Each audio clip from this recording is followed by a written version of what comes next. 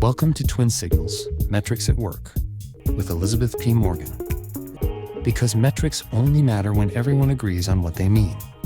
In this episode of Twin Signals, Metrics at Work, I speak with Olaf Lenzmann, co-founder and Chief Innovation and Product Officer at MarketLogic Software, whose platform helps some of the world's biggest brands turn vast amounts of market research into better decisions. At the center of the conversation is Olaf's key metric, the Insights Engagement Score. If you're a product leader struggling to measure customer value rather than customer activity, this conversation is for you. Olaf argues that metrics such as clicks, searches, and session time often tell you little about whether users actually found what they needed. Instead, his metric measures how effectively people and AI agents connect with and use the knowledge the platform makes available to them, helping his customer organizations demonstrate the value and reuse of knowledge assets worth hundreds of millions of dollars. Looking ahead, Olaf describes a future of white box metrics, where AI doesn't just report what happened, but continuously investigates the underlying drivers, surfaces root causes, and proactively recommends actions. In that world, dashboards become less about monitoring numbers and more about understanding the reality behind them.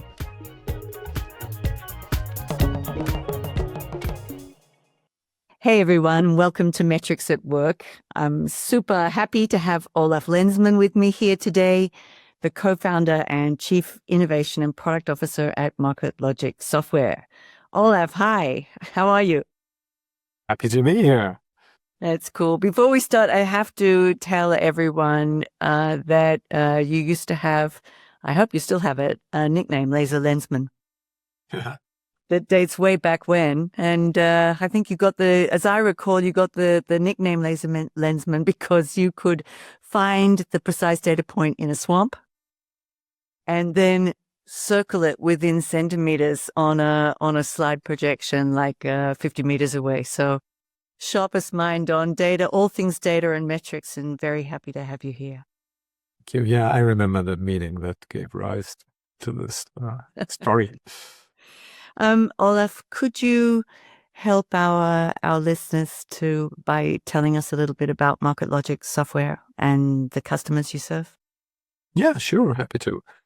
So what we do at MarketLogic is we help our customers, which are typically like Fortune 500 brands, to bring together all the information they have about their consumers, competitors, categories, brands, etc., and to integrate that on a software platform, and then to make that available as the foundation, as the context of their understanding of their external reality, to be informed about what consumers want, what decisions they should take, how they should innovate, how they should communicate.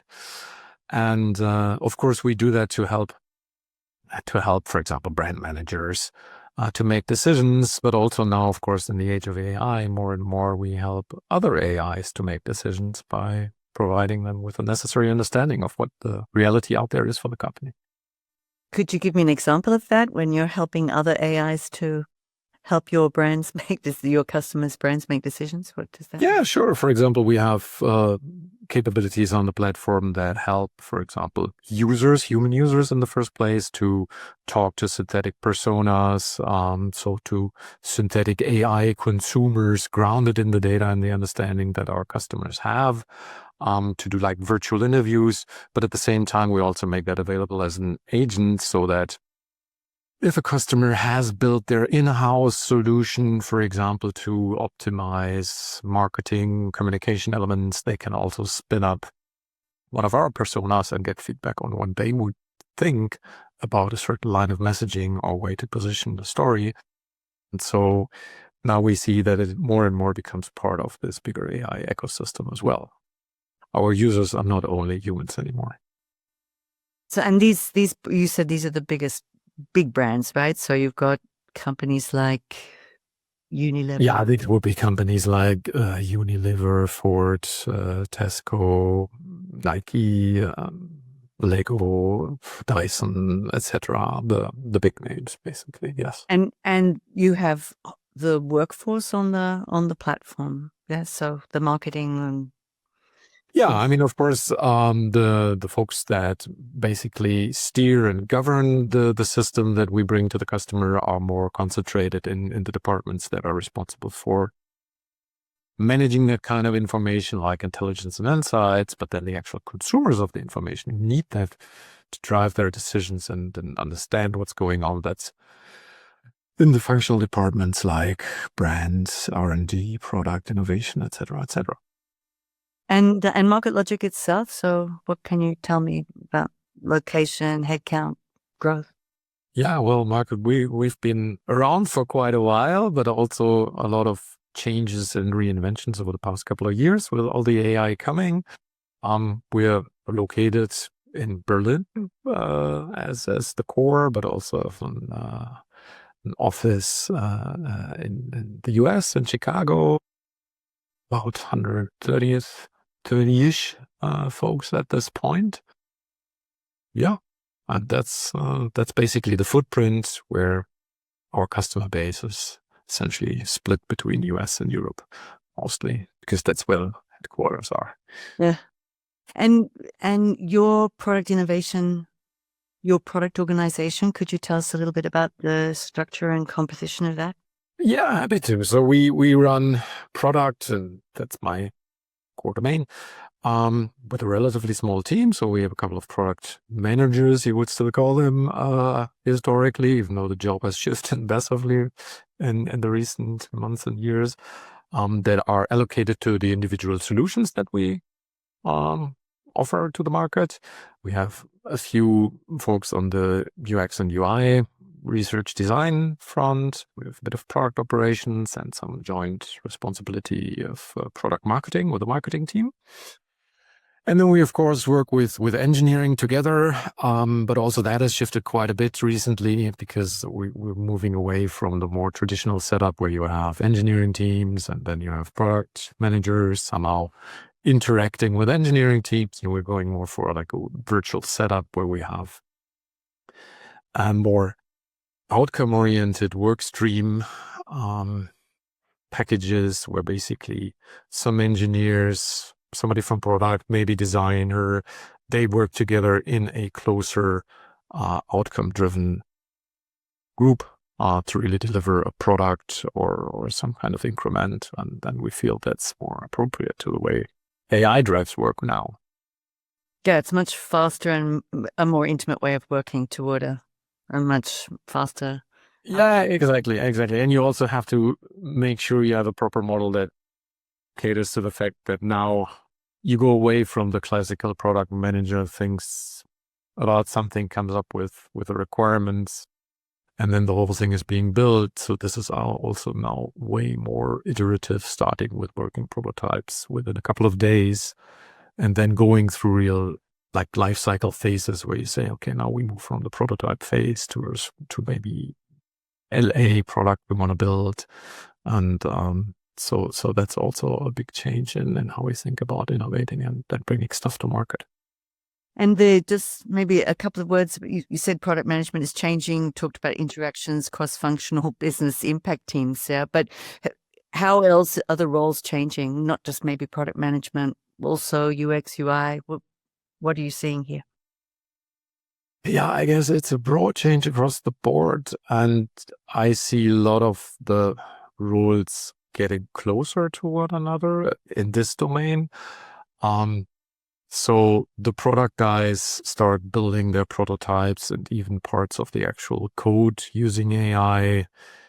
Design can now design things with AI in the same way in this close interaction and loop. But also for engineers to really leverage the full capabilities of AI, they need to be much closer to understanding what the product actually should do and be able to drive it from that perspective. So it's much less of a functional waterfall and more everybody trying to leverage these AI capabilities in a way that you more quickly can iterate is something really good in terms of solving the user's problem, improve on that.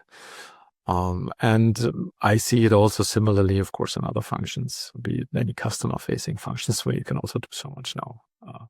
With AI, it's quite scary. Yeah. Yeah, I mean, I have to. It's also yours is a very successful function. Also, I mean, I have to say, I have a little bit of interest here in MarketLogic as a co-founder. But I mean, it struck me that you have a a consistent history of pretty radical innovation, like creating the category, first to market with the holistic processes, first to the market with, ways to get straight to insights. And in recent years, I think first to market with a Gen AI solution for market researchers, and now synthetic solutions for market researchers, and now also some new innovation products, right?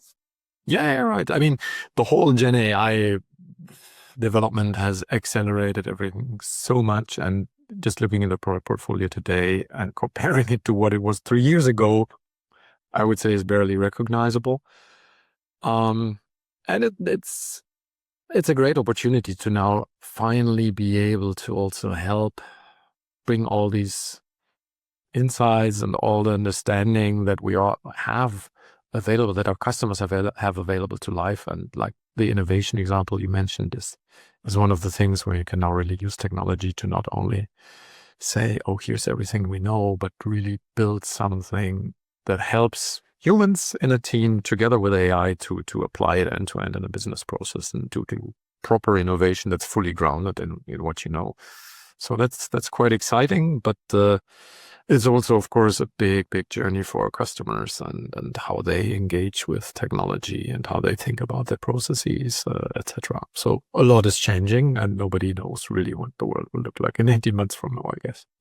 The fundamentals to be successful in that environment for you and your team? Yeah, I think, well, of course, there's always the things that are evergreen true. We need to solve true, proper, valuable business problems for users in a way that are delightful and engaging and solve the actual problem. But also now more and more emerging simply is the need to properly tie into the emerging world of AI and what ecosystems and processes and platforms customers build to really transform their business. And that's a whole different angle now that we also need to play to make sure we are part of this bigger future strategic way of running that business. So passion for the technology and intimacy with the customers. Intimacy with the customers, but not only at the functional level about what we're doing functionally, but now also more and more about, providing a vision and thought leadership in terms of how is the future of the organization going to look like? How is this all going to be AI-ified, and what role will certain things play in there, and what role can understanding of markets and consumers play in there, and how you should build it all together. So that's a new angle that's way more cross-cutting and strategic than maybe what the more functional perspective was before. One more thing. Are you building more than you used to now? Building more. Yeah, like are you coding and building more than you used to? Is the amount of time that you're spending?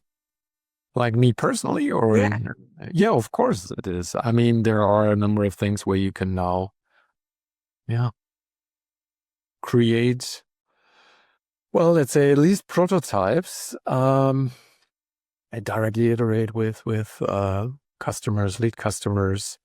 That of course makes it infinitely more agile than it used to be. So I had not touched code in any shape or form for quite a while, but now it's part of also everybody in the product organization to build those things, to prototype things, to share prototypes with customers, and then discuss that internally with the teams and see how we can bring that into a real product. So yeah, for sure. And it's fun, of course. You could build things very quickly, very easily. I know we want to talk about it a little later, but just to that thing of prototyping, you're doing a lot of prototyping and you're checking it with your lead customers or your beta customers, but these are still quite small groups of customers, right? Yeah. So it's very much a qualitative exercise. Exactly, especially in the B2B setting we're in, you don't have troops of people that would evaluate something, give you feedback. You have a handful of maybe customers, each with 2-3 people you talk to. And that, of course, makes it very difficult to have any kind of quantitative measurement of what's going on. It's a lot of empathy and understanding and reading between the lines and getting qualitative feedback, and then also trying to abstract away what is now idiosyncratic about this customer and their specific perspective, and how can you generalize it to a more broad product approach.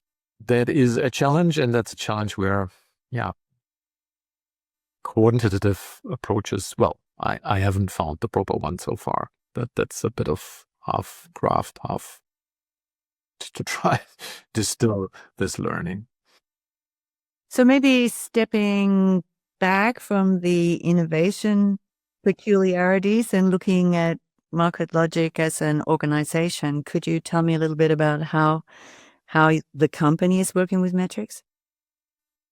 Yeah, company perspective, I think we have invested a lot over the past years into building up a very consistent and linked pyramid of metrics and core KPIs that we look at, starting at the top, then of course with like the fundamental things like metrics, like obviously ARR, retention, and what's the customer acquisition cost, and the CLTV, etc.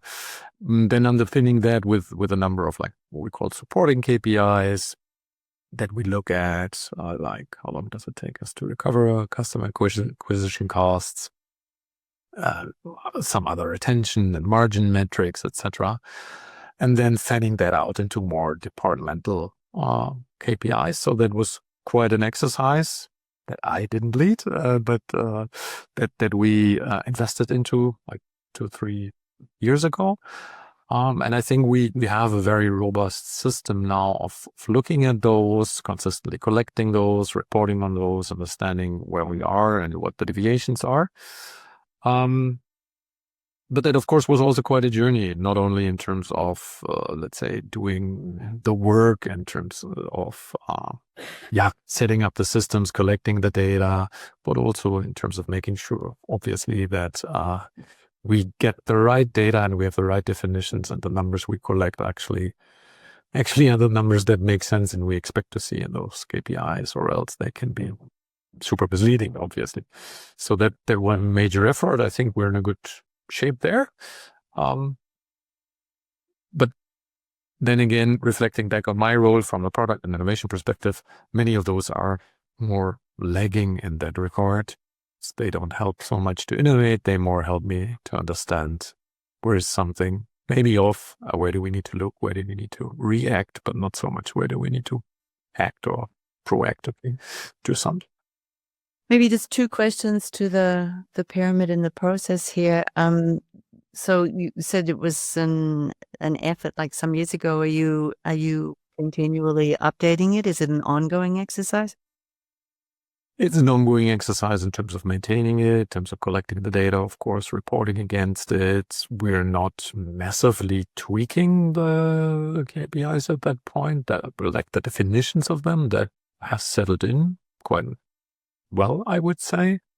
Of course, sometimes there is some surprise down the road when you realize that some supporting KPI was using an interesting definition or a misunderstanding in terms of what the data were that we were collecting, and then that also resolves some interesting tensions in the numbers you see.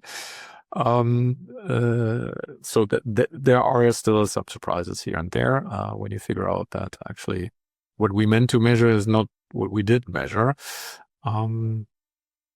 But overall, I think we have, after a long or an intense effort at the beginning to set that up. And would you describe MarketLogic, like the workforce, as a metrics-driven workforce?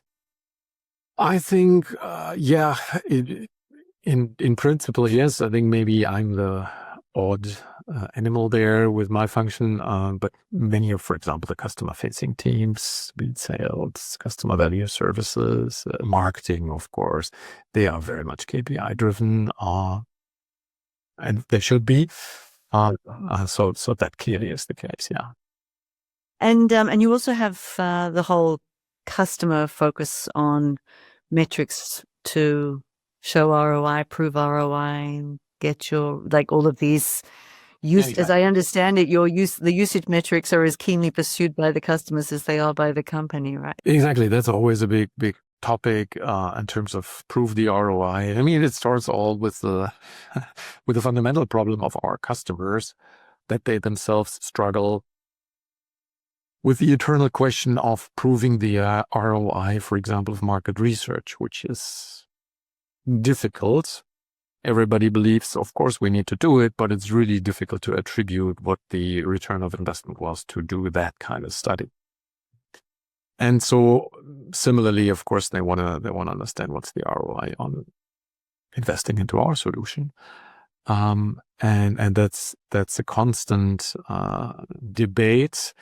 And there's the obvious answers: ROI cases with a lot of assumptions, or more system-driven metrics when you look at things like engagement, how often do people go there, how long do they stay, daily, week, this session times, etc., which is what everybody intuitively asks for, but which ultimately doesn't really reflect the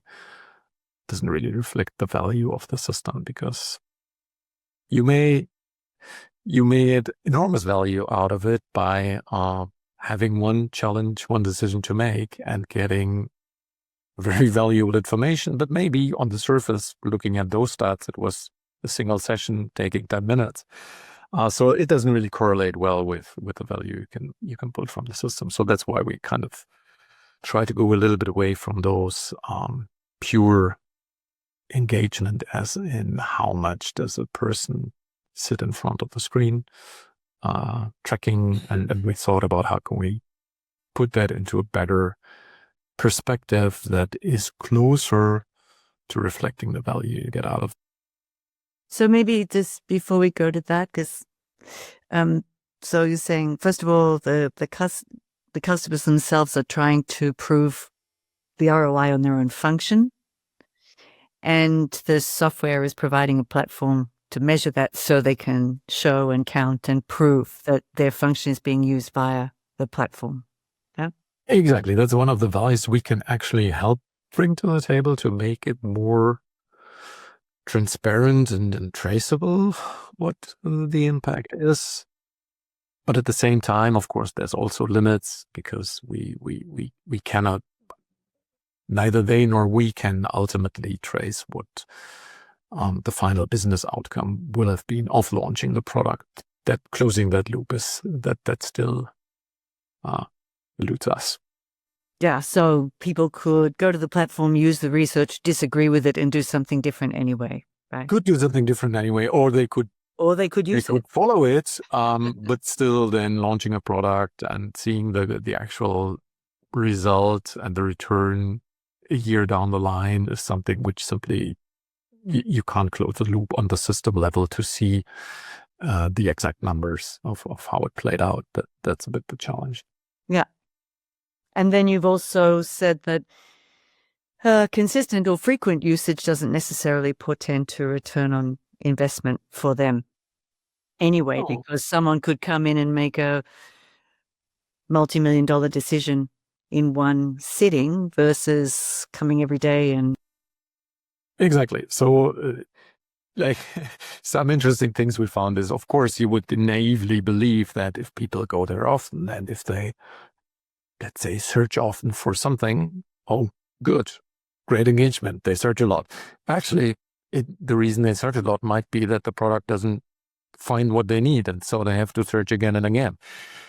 So that's a very mundane and simple example, but it's simply the fact that just looking at interactions at the surface level doesn't tell us a lot about whether we help them accomplish their aims or not. And so, that's why we thought for quite a bit about how can we improve this, and what might be a measure that's closer to the actual value they get, with all the limitations, of course, of visibility we have. And so that's how we try to now shift from just looking at the pure software interaction level to go one level deeper and look at how well do we manage to connect the user to the actual information they need. And not just how often did they click something on the surface, but how often did we help them to elicit and pull out information that was relevant for them. And so that thought we followed, and ultimately we developed a metric for us, which is about a score of how people engage with the insights on the platform. And that is actually technically tracking how often and how many assets of information did we surface to people that they engage with in response to what they need. So what we developed here is what we call the Insights Engagement Score. And the idea is very simple, and the measurement is very simple in a way.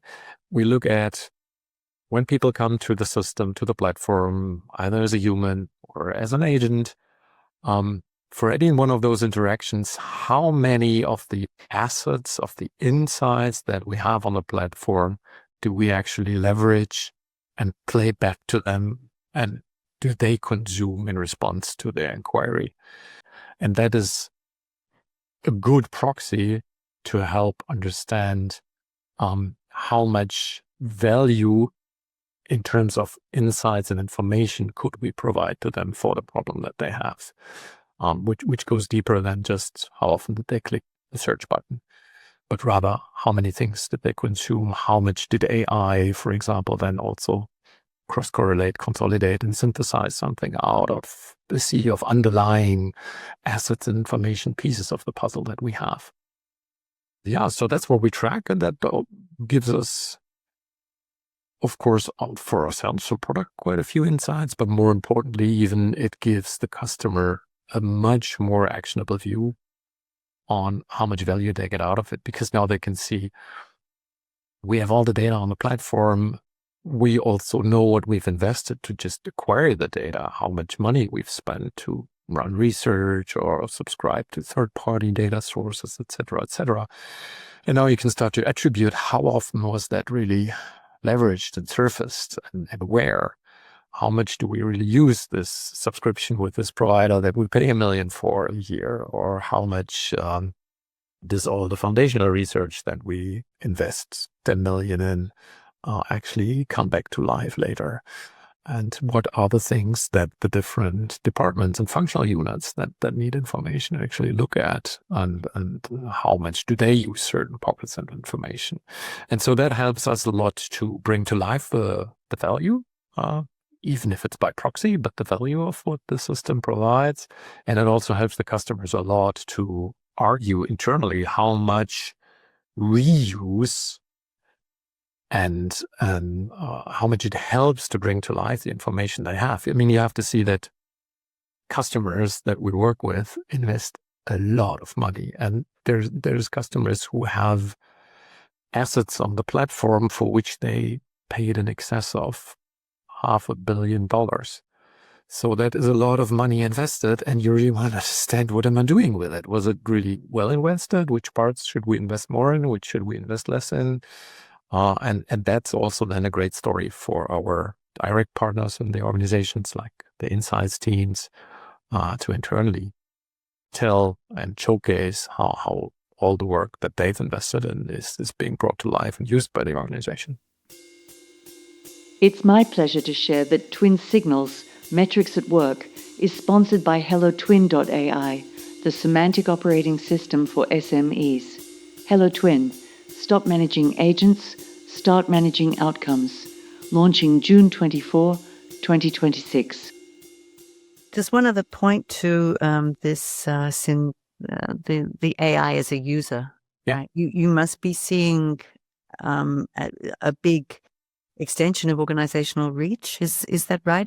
Can you count user and AI interactions with the platform, or what are you seeing in terms of the impact of AI users on reach? Yeah, to be perfectly honest, that is still in its infant phase, if you will. So there's a lot of momentum and discussion in our customers about this, and pretty much everybody has some sort of AI initiative to build out capabilities across the organization and thinking about how this will strategically work. And that's where we also have those discussions. And we do have customers who actually integrate their AI with our AI. But truth of the matter is, that is building out at the moment. Still, so the vast majority is human interaction still at this point. And B, of course, also it becomes more difficult for us then to have visibility of who is ultimately the end user of the request. Who, if some AI is calling us, we don't always know what's going on behind the scenes there, which is a bit of a challenge.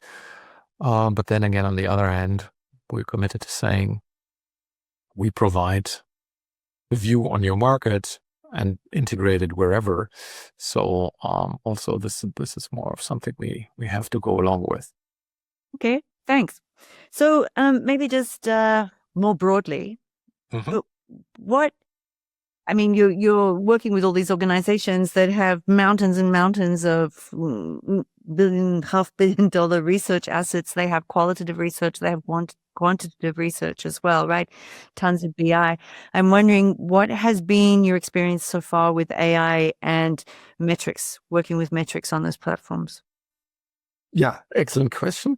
I mean, where we're coming from historically, if you will, is we're focusing very much on unstructured information. So we are focusing to a large extent on ingesting all the reports, news, memos, whatnot, and making sense of them, contextualizing them, etc., etc. And that, of course, by definition, is a very vague exercise because these things don't adhere to clear-cut standards. However, we also have started to build out integrations with structured data sources, like customers have panels, brand health trackers, sales trackers, whatnot, that of course also carry a lot of relevant and important information that needs to be linked into our 360 view, if you will, of the market.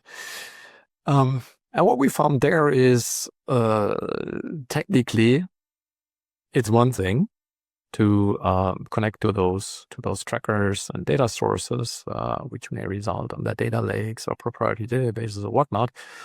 But where things become mostly difficult is then in having a clear semantic description of what it means, what we see there. You can get a certain way by also using AI to make sense of it. But then you always often, let's say, run into situations that there is relatively complex data structures with very cryptic, undocumented elements where it's really difficult for us, and also often for the direct contacts we have, to fully specify what it actually means if in this column the value is X7-5. And that's where they often also lack some kind of data dictionary or any other reference material. And that is a major obstacle, because the one thing that kills the proposition is if you make a mistake there and come back with misinterpreted data.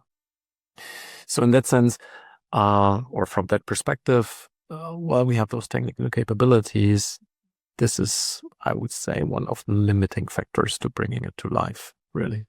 That there is no clear semantic definition of what these items mean in all aspects. And so we can also only interpret it in a limited way. Do you expect to see progress on that front? Or are you making progress on that front? Well, we are, from our perspective, we are at this point not investing into building out bigger, let's say, semantic layers at that level. We are rather betting on our customers to invest into that, because for them, of course, there's bigger use cases there than just connecting to our platform. They also have a lot of integrations and bringing together all the different structured data sets they have for internal use cases. And so when we talk to them, there's typically a discussion there. Yeah, we are working on that. We need to harmonize that. We need to pin that down. We need to document it, etc. But progress seems to be not exactly lightning fast. But from our angle, we are more betting on quality of this and capability of this to improve and advance, so we can then benefit from it rather than us trying to solve it, because it's a non-trivial problem to solve, obviously, both in terms of managing the actual netting process, and also then, of course, organizationally to get that set up. So massive work ahead, and something that in these instances customer knows best, huh? Yeah, one way or another. So then looking ahead, Mm-hmm. how do you see metrics shaping out in the next, quarters, years? Well, how do you envision that we'll be working with metrics in the future? Yeah, I think metrics, I believe that AI will play a major role in how we work with metrics going forward. It may help to collect more the metrics in a better way, et cetera, but I believe that the most impactful thing will be what I like to think about as like white box metrics. So any metric we have typically is some aggregation that we do in order to compress maybe a complex reality into some numbers that we can understand and read and compare to help us get orientation and see maybe where problems are, where we need to direct our attention. And that's a great tool. But at the same time, due to the nature of what they do, they of course also hide complexity. And so we don't really see the details anymore. And so today, if you look at the dashboard, you may see, number goes up or number goes down, and it exceeds a certain corridor. You might say, okay, we really have to dive in and understand what's going on there and look deeper, etc. And I think what AI can do now, and we start to do that in certain places, is do that job automatically. So that while you get your metrics, of course, no human could now look at all the data points and always understand every detail, but you can send AI out and say, I don't care, just on a daily, weekly, whatever makes sense basis. Dear AI, you dig into all the underlying data, you find out what the interesting things that merit attention are. You go through all the context and all the information we give you to try and really understand what's the root causes here, what are hypotheses, what are maybe learnings, what are things we could consider doing differently to improve that. And you come back with that proactively, so that I, as the human, don't only get maybe the metric, but immediately get proactively the list of here's the top 3 things from last week that lie behind this metric. With these are the noteworthy things that happen. These are the things that could be driving it. These are the things we could be considering to do to get better or fix something. And so to do this kind of look behind the number automatically, proactively. And I think that would be super, super powerful, because it allows you to pay attention to things, that fix things that you probably wouldn't have even have spent the effort finding before. Gosh, I mean, people I'm speaking to, is definitely an ongoing theme. The dashboards are great at telling you what, but the whole focus of insight and the work to be done is about the why, and that's the shortcoming, and as you say, the strength of dashboards. But I also think it's fun that you're conceptualizing AI metrics as a white box when we've all been dealing with this black box of explainability, traceability, deliberation. So it's very hopeful to think that we're looking at AI delivering white box metrics for our future. This is where we all want to go. Yeah, exactly. And again, I mean, I can't hardly stress enough how much potential I believe that has. We're already using it, baby steps. For example, also in product, you have things like now we're building a lot of AI products, and the big problem always is is the AI what you want it to do? So how do you make that sure? It's difficult. You can have evaluations and standard sets that you check, etc.